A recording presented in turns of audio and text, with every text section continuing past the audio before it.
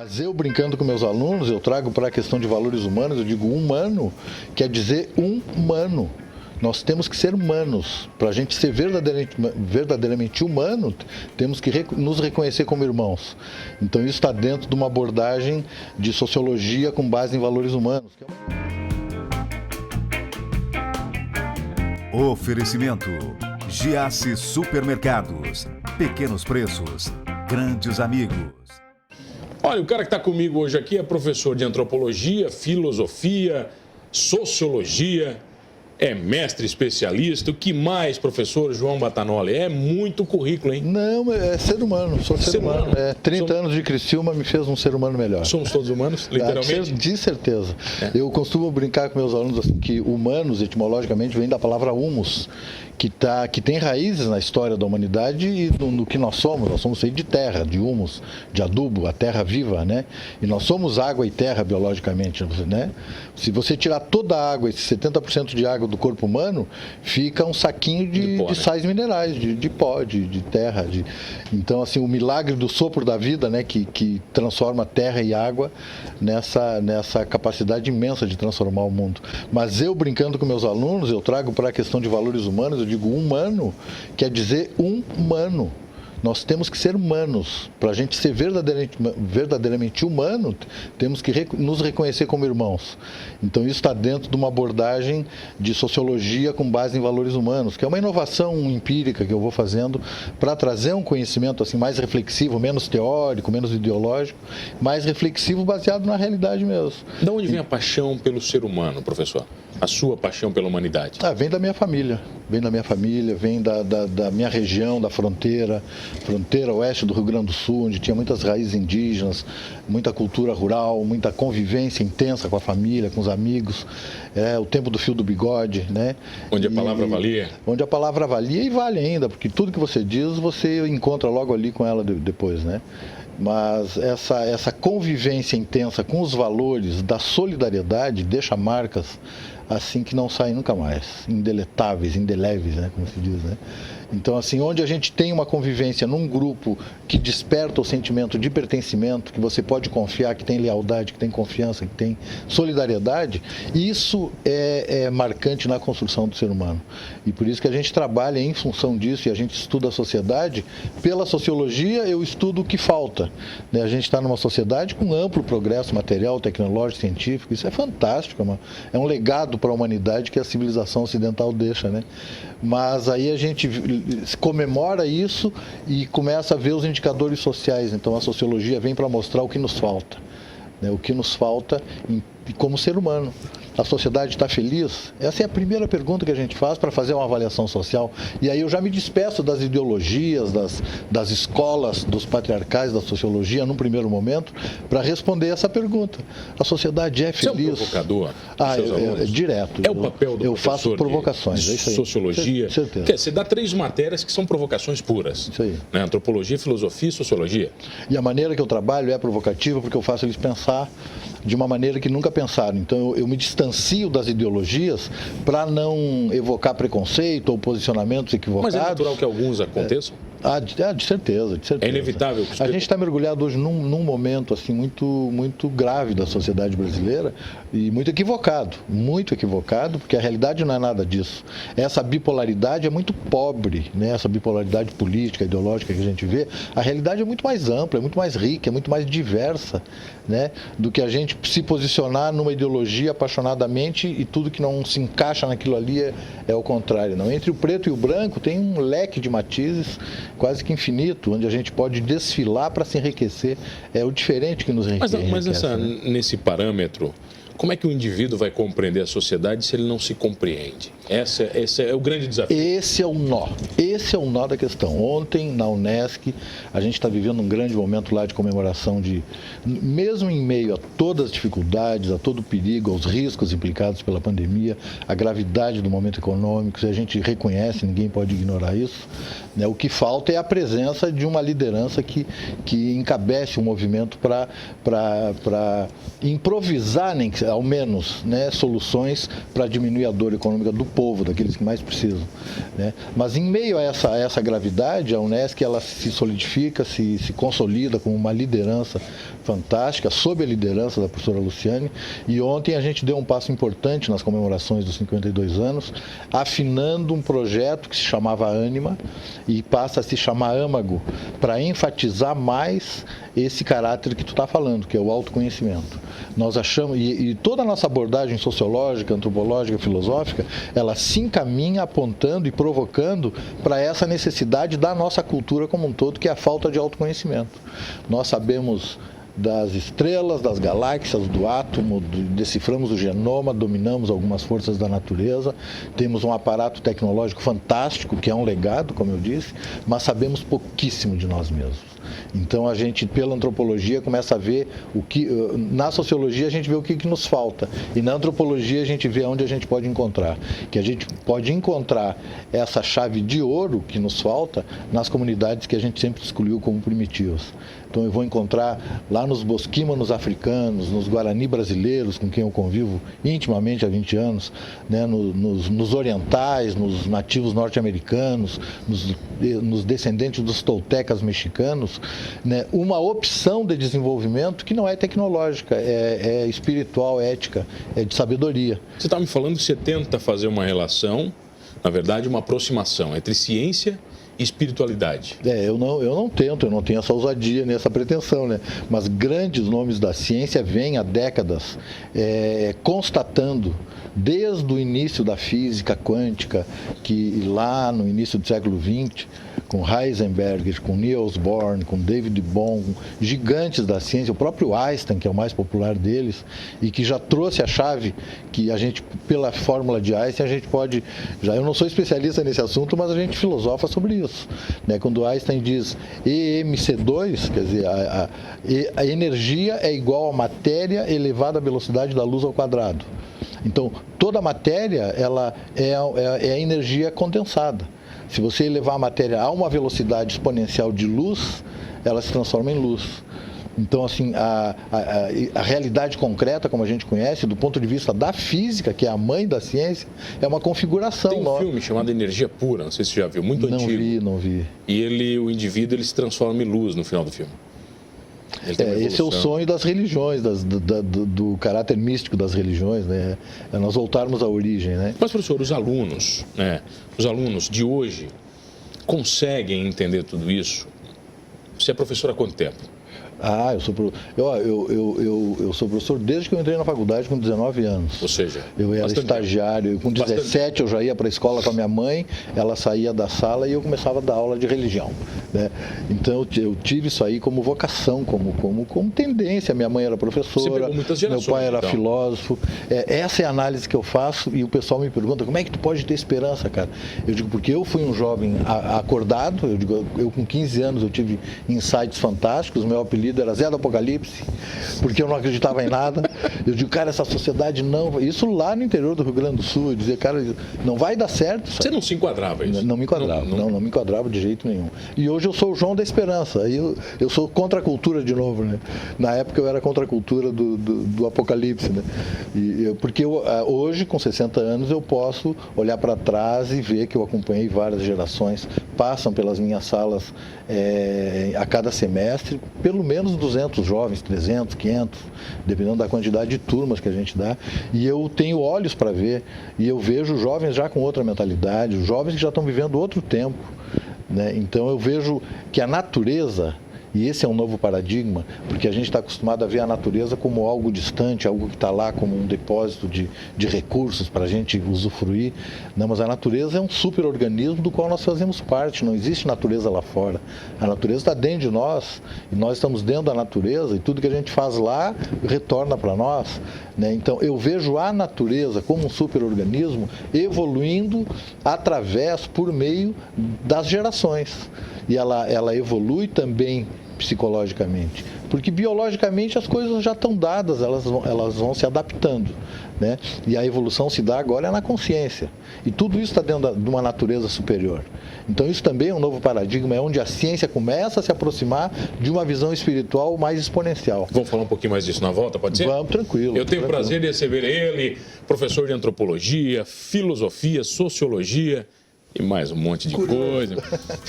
Curiosologia, mais ou menos isso. Professor João Batanoli, rapidinho, eu já volto aqui no Manos Talk Show. Voltei aqui no Manos Talk Show e você já sabe, comigo, Mano Dal Ponte, 2 entrevistas sempre inéditas todas as noites aqui na RTV Criciúma. Canais 19.1 da sua TV aberta, 527 da NET Criciúma, online no portal rtv.com.br. Perdeu um Manos Talk Show? Fácil, não se desespere. Vai lá no YouTube ou no Spotify, você curte todos os programas completinhos, inclusive este com o professor João Batanoli. Professor, você estava falando que há mais de 20 anos você tem uma relação com povos indígenas? Uma relação de amizade. De onde é que vem essa paixão também? Isso aí é da infância também. Isso aí vem da infância. Eu me lembro que nos matinê, nos filmes de cowboy, eu torcia sempre os índios. Eu lamentava assim, lamentava quando chegava a cavalaria, meus amigos, tudo, e eu ficava, você gostava os índios se ferravam.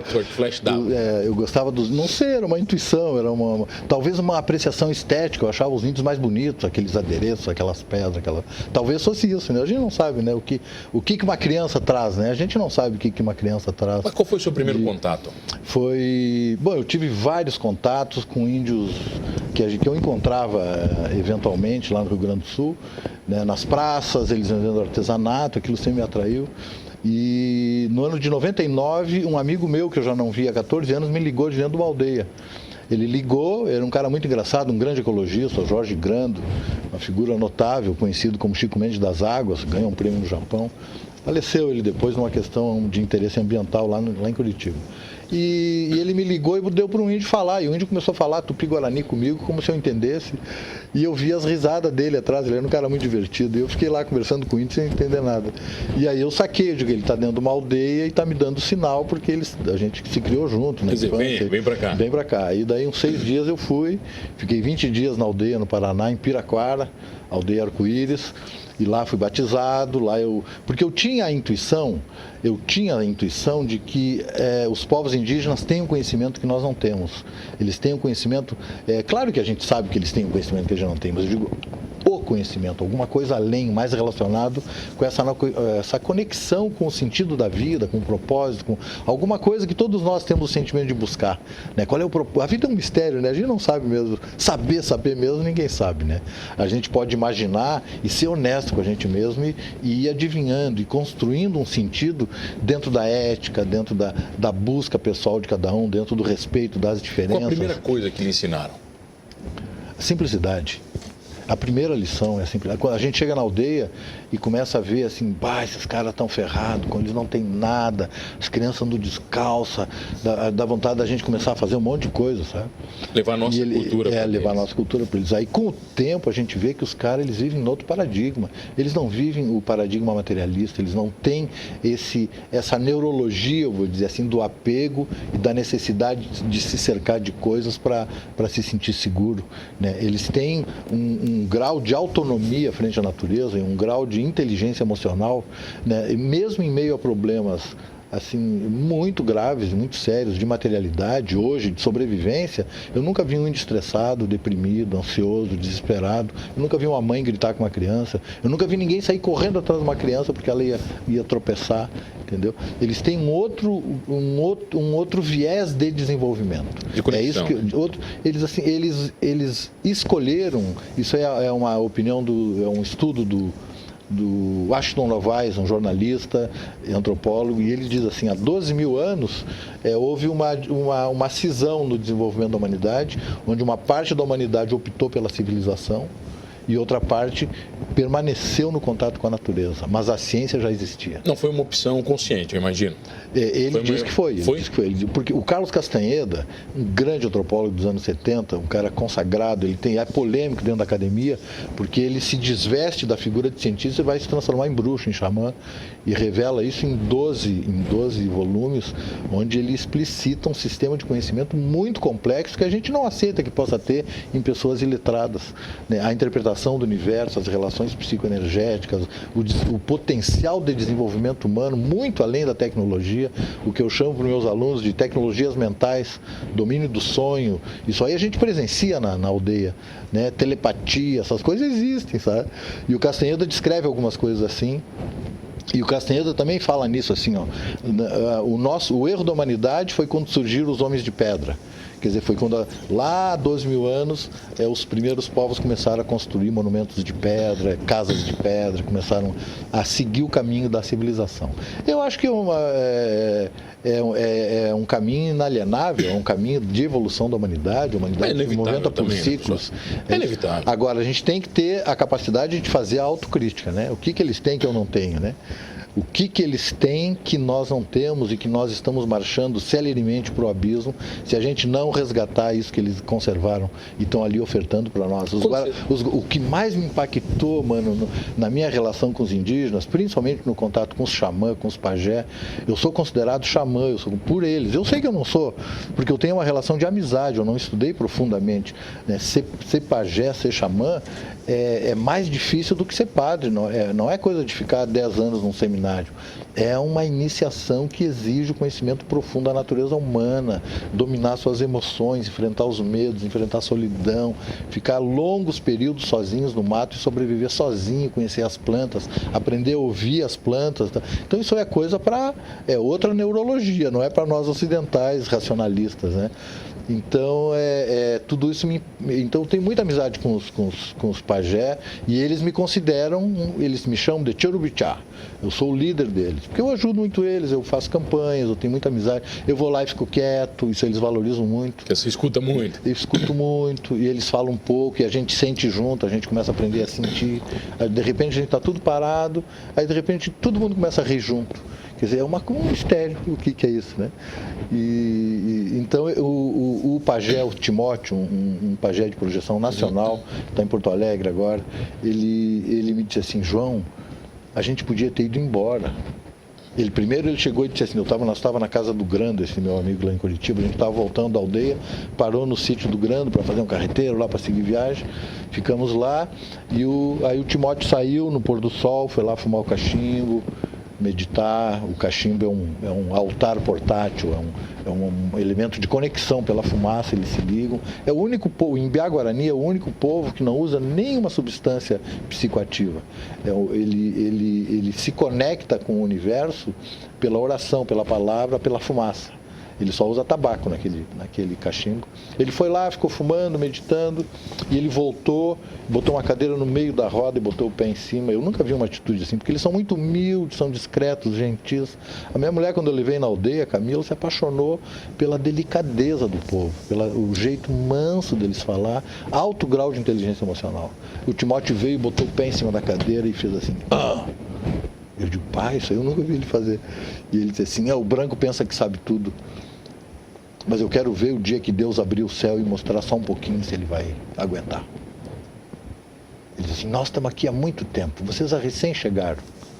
Olha que interessante isso aí. Ele disse assim, do nada isso aí. Ele foi lá, meditou, rezou e voltou com essa mensagem para nós. E disse assim, nós podíamos ter ido embora, professor. Ele me disse assim, professor. Ele me olhou, porque ele é muito meu amigo. Ele disse assim, nós podíamos ter ido embora, professor. Mas nós podíamos estar na casa de Tupã já. Mas não, nós ficamos. Aí ele começou a falar como criança. Porque nós gostamos das criancinhas, nós gostamos das folhinhas, nós gostamos das aguinhas, nós gostamos da vida. E nós estamos aqui esperando que passe o tempo do branco para ensinar paz para ele. Então eles têm para eles a missão de que eles conhecem os ciclos da vida, conhecem os ciclos de tempo que nós não conhecemos. Estão esperando que passe o nosso tempo para nos ensinar paz. Para mim é um enigma isso, mas isso me impacta muito, porque tudo que nós precisamos é paz, né? A gente construiu uma civilização fantástica, com esse grande legado científico e tecnológico, que é um patrimônio da humanidade, essa racionalidade que nós desenvolvemos em 400 anos, herdando lá dos gregos de 2000 anos, esse pensar, refletir, provocar, e chega nas mãos dos europeus na Renascença isso e se transforma em técnica, com um fim utilitário, com essa mentalidade europeia pragmática, né? Porque os árabes tinham a filosofia durante os 1000 anos que interrompeu na Idade Média, mas eles não usaram para tecnologia, eles usaram para curtir. E chegou na mão dos... Eles conheciam a pólvora há 300, 500 anos, os chineses conheciam há mais tempo ainda, e nunca ninguém pensou em fazer arma. Aí chegou na mão do europeu, ele tem esse caráter pragmático e tem medo, é um ser que ficou 1000 anos com medo do inferno, medo de Deus, é uma outra mentalidade, medo de tudo. Então ele cria, mas faz parte de um ciclo de desenvolvimento civilizatório da humanidade. Aí ele cria uma civilização que, poxa, para substituir as tecnologias e os poderes mentais, ele cria esses aparatos tudo, telescópio, microscópio eletrônico, internet. No fundo, tudo isso é para a gente buscar alguma coisa que ele não sabe o que é. É a mesma busca. A humanidade é uma só, é sempre a mesma humanidade. Eu penso assim. Eu penso assim. Então, agora, se a gente olhar do ponto de vista crítico, o que esse índio disse, né? Porque nós estamos embevidos, embevecidos, iludidos, né? Dormentes pelo encantamento da tecnologia, né? A tecnologia é boa, mas nós estamos sabendo usar ela. Nós estamos sabendo usá-la. Essa é uma resposta, né, que você vai dar em um outro programa, porque esse acabou. Pessoal, alegria. Onde? Lá na Unesc? Não, eu estou direto lá. A Unesc é parte da minha vida. A minha vida em Criciúma se mistura com a vida da Unesc. Procura lá na Unesc que vai achar o professor João Batanova. Direto. Estamos lá com o programa Ânimo, agora estimulando e motivando o pessoal para o autoconhecimento, para desbravar conosco essas provocações de onde a ciência está apontando para uma espiritualidade mais profunda, mais consciente, via autoconhecimento, onde a natureza deixa de ser um depósito de recursos e passa a ser um superorganismo. Isso é científico, né? Ecologia profunda. A gente está tentando trazer agora um garoto prodígio aí que descreve esse superorganismo, descoberto numa teoria da NASA, da teoria de Gaia, né? James Lovelock, um superbiólogo, provou que a Terra se comporta, ela não tem vida, ela é viva. Ela se comporta como um organismo e nós somos células dentro desse organismo. E nós somos fadados a ser neurônios, não uma bactéria ou um câncer, como todo mundo diz, o ser humano é o câncer do planeta. O nosso destino é ser neurônio, porque nós somos os únicos que podemos refletir, conversar, tomar decisões, fazer escolhas. Só falta a gente despertar para a ética, para esses valores que os indígenas nos ensinam e nos conectar em rede. E a internet é a grande metáfora disso, né? Todo mundo conectado, mas pela consciência. Professor, obrigado pela presença. Demais. Eu que agradeço, mano. Obrigado a você que está comigo todas as noites. Olha, conscientes ou não, racionais ou não, pragmáticos ou não, entendendo o seu lugar no universo ou não, somos todos humanos. Oferecimento: Giasse Supermercados. Pequenos preços, grandes amigos.